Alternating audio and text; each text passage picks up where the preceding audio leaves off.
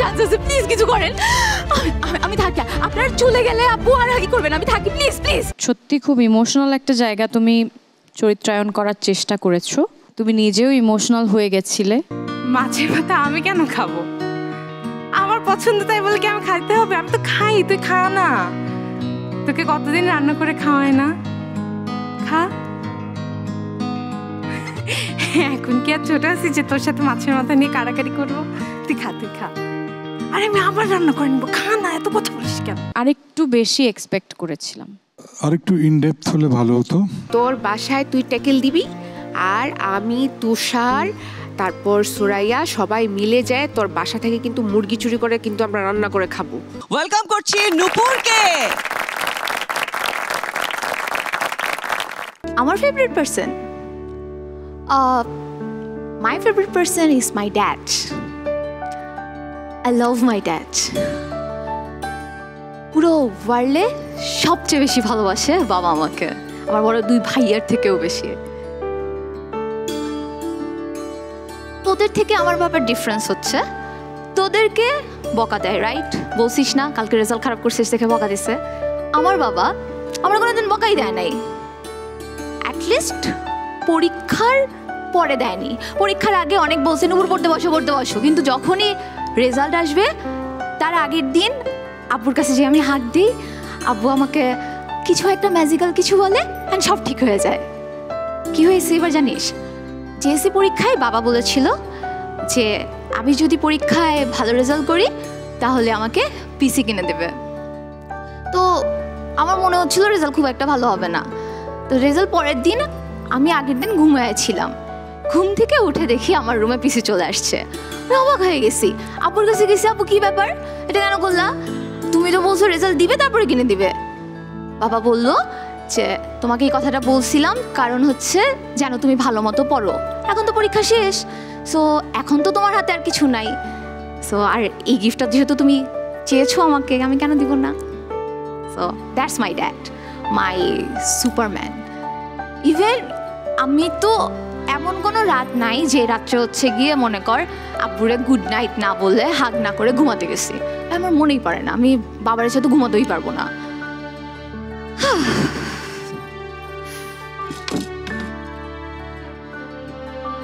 আরে ওই দিন হোমওয়ার্ক ছিল না, সবাই টিচার বললো না তুমি এই ওয়ার্ডগুলো কেমনে পারো? আব্বু হচ্ছে আমার লিভিং ডিকশনারি। আমার ডিকশনারি খুলতে লেজি লাগে, ডিকশনারি খুলে খুলে হচ্ছে গিয়ে মনে করে এগুলো পড়বো, কেমন লাগে না? সো আব্বুর কাছে যাই, বলে এটার মানে কি, আব্বু বলে দেয়। আব্বু সব জানে, he is not just. Anyway এখন তোরটা বল। আব্বুর সম্পর্কে আসলে বলতে বলতে আমি সারা রাত পার করে দিতে পারবো। ওকে,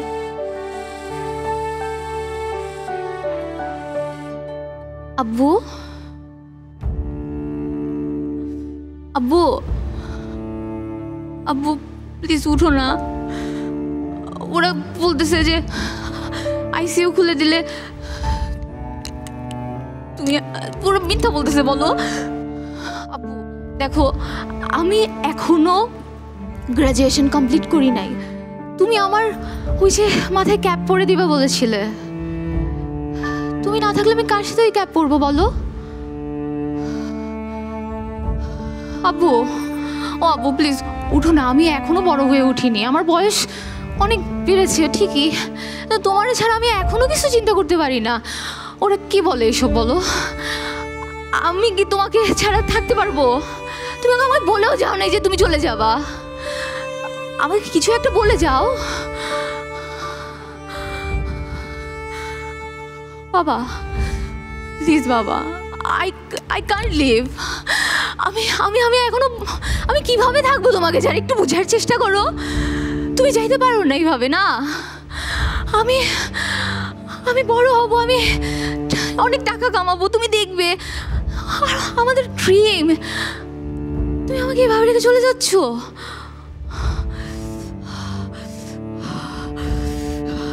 ডাক্তার, ডাক্তার, বাবা আমার হাত ধরছে। বাবা, ডাক্তার,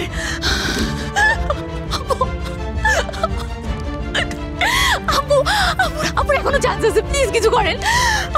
আমি থাকি, আপনারা চলে গেলে আব্বু আর কি করবেন, আমি থাকি, প্লিজ প্লিজ প্লিজ। প্লিজ আমি আমি আমি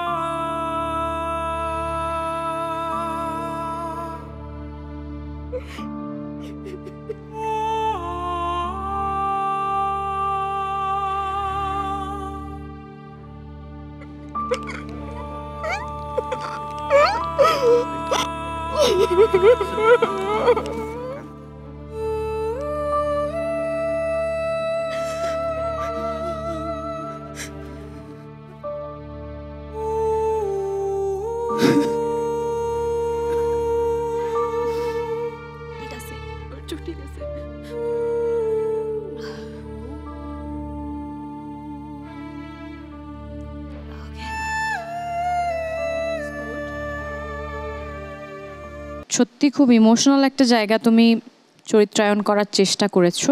তুমি নিজেও ইমোশনাল হয়ে গেছিলে। Thank you for your attempt. আরো অনেক ভালো করার সুযোগ ছিল, আরো অনেক ভালো করা যেত। আবার প্রথমটা ন্যারেশন টাইপের একটা গল্প বলার, পরে আবার একটা এনাক্টমেন্টের পার্ট, দুটো স্ট্রাকচারালি মেলে না। অভিনেত্রী অভিনেতা হতে গেলে প্রচুর খাটতে হবে, তোমাকে অনেক দূর স্ট্রাগল করতে হবে। মঞ্চে আমন্ত্রণ জানাচ্ছি ফারিহাকে।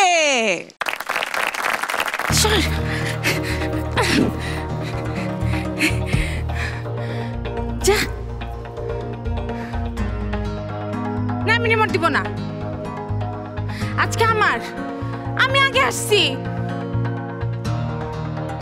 না আম্মু আমি গোসলে যাব না এখন, আমি মাত্র রিমোটটা নিয়েছি, তুমি ওকে বলো না যাইতে।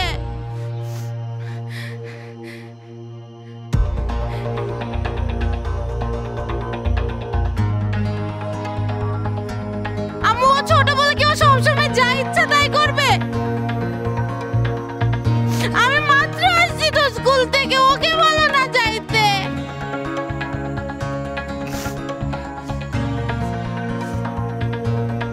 এই যা, তুই গোসলে যা।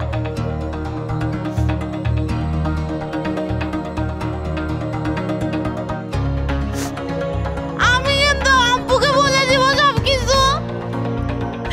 তুমি আর আমি আমার সাথে এরকম করো। ও ছোট এই জন্য না, ও ছেলে তো এই জন্য ওকে সবসময় সব কিছু দিয়ে দাও তুমি।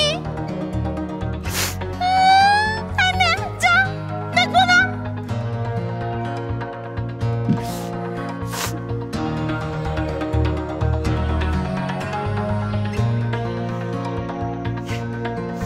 আমার চকলেট আম্মা। এই তুই চকলেট নিছিস? তুই চকলেট নিছিস আমার? আম্মা বল বল, চকলেট খাইছিস তুই আমার? আম্মু আমার চকলেট খেয়ে ফেলছে, বড়টা। ওকে বলো আমার চকলেট নিয়ে এসে দিতে, নাহলে তুমি এনে দাও, তোমার না ছেলে। তুমি এনে দাও আমাকে আমার চকলেট, আমি চকলেট খাবো। চকলেট দে, দে চকলেট দে।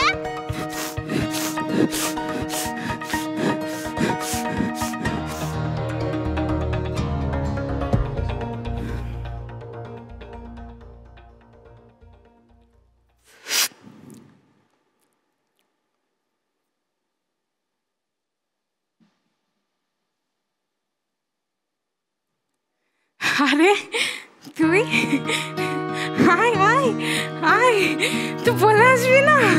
আজকে তো বেশি রান্না করি নাই, কিন্তু মাছের মাথাটা রান্না করছি। তোর না খুব পছন্দ, একদম ঠিক দিনে আসছিস। বয় না বয়। হ্যাঁ তুই বয়, রান্নাটা শেষ করে আসছিস। হয়ে গেছে হয়ে গেছে। টিভি দেখবি? স্পোর্টস চ্যানেল দিয়ে দিব। ও আচ্ছা তুই নে, তুই দেখ তোর যা মন চাই দেখ, আমি আসতেছি আসতেছি। এই খাবার দিছি, টেবিলে বস। হ্যাঁ আমি আনতেছি তো।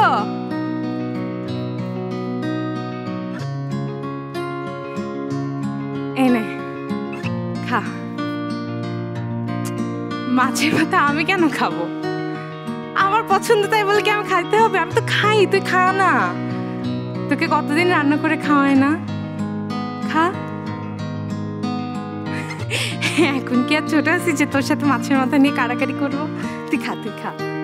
আরে আমি আবার রান্না করে নিবো, খা না, এত কথা বলিস কেন? এতদিন পরে হ্যাঁ, ব্যবসার টাকা বাবা দিচ্ছে না? হ্যাঁ, তাও তো বাবা একসাথে এতগুলো টাকা কিভাবে?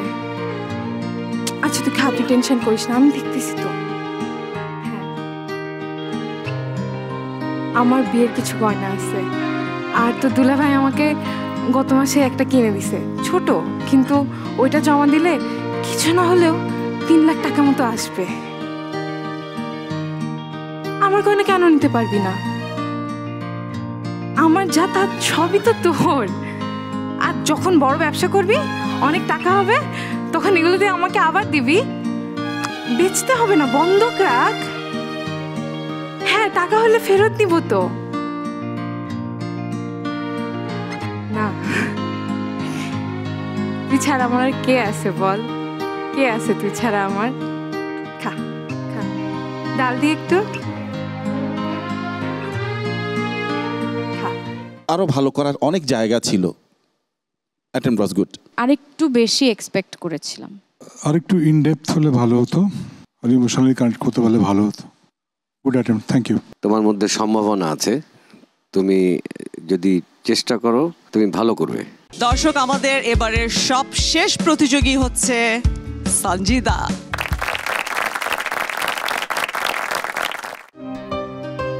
শাকিল, আচ্ছা শোন না, আচ্ছা শোন, কালকে তো স্কুল আছে।